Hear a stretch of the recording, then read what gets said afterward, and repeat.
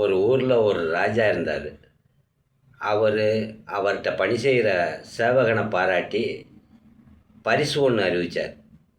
அது என்ன பரிசுன்னா, ஒரு தாய், ஒரு குழந்தை, ஒரு மது பாட்டில்.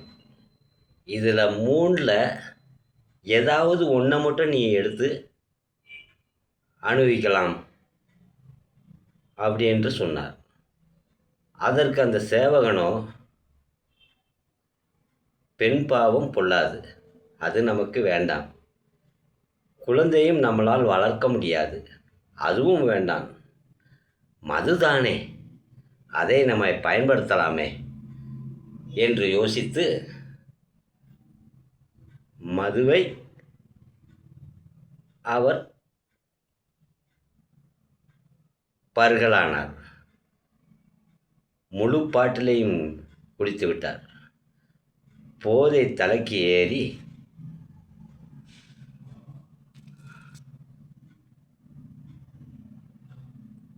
அவர் அந்த பெண்ணை கெடுத்து விட்டார்.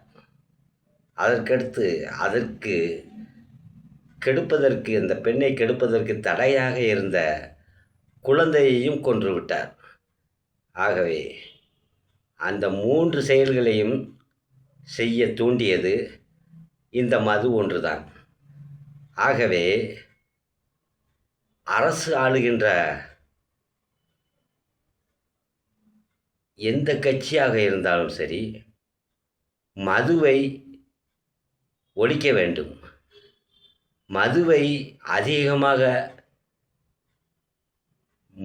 ஒரு தெருவுக்கு தெருவு கடையை திறந்த அரசை நீங்கள் தயவு செய்து ஆதரவு செய்யாதீர்கள். அது உங்கள் சந்ததியினுடைய வாழ்க்கையை பாழாக்கிவிடும். ஆகவே நீங்கள் மதுவை எதிர்க்கின்ற கட்சியை அல்லது மதுவை ஒழிக்கின்ற கட்சியை தேர்ந்தெடுத்து உங்கள் வாக்குகளை அளியுங்கள். உங்கள் சன்னதிகள், உங்களுக்கு பிறகு உங்களுடைய சன்னதிகள் நிம்மதியாக சந்தோஷமாக வாழ்வார்கள். தயவு செய்து ரூ. 100 200 என்று பரிசு பொருட்களை பார்த்து ஏமாந்து விடாதீர்கள். ரூ. 200 300 500 1000 என்று கொடுத்து 5 வருஷத்தையும் நீங்கள் வேஸ்ட் செய்து விடாதீர்கள், பாழாக்கி விடாதீர்கள். ஆகவே சிந்தித்து செயல்படுங்கள். மாது மற்றும் குழந்தை பாலியல் பலாத்காரம் இவற்றையெல்லாம் தூண்டக்கூடிய ஒரே சக்தி மதுவிற்கு உண்டு. ஆகவே தயவு கூர்ந்து தாங்கள் மதுவை ஆதரிக்கின்ற கட்சியை எந்நாளும் ஒழித்து கட்டுவோம்.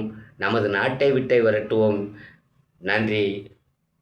தாங்கள் தயவு கூர்ந்து தேர்தலில் சிறந்தபடி வாக்களித்து மதுவை ஒழிக்கின்ற கட்சியை பார்த்து தேர்ந்தெடுக்கும்படி உங்களை தாழ்மையோடு கேட்டுக்கொள்கிறேன். நன்றி, வணக்கம்.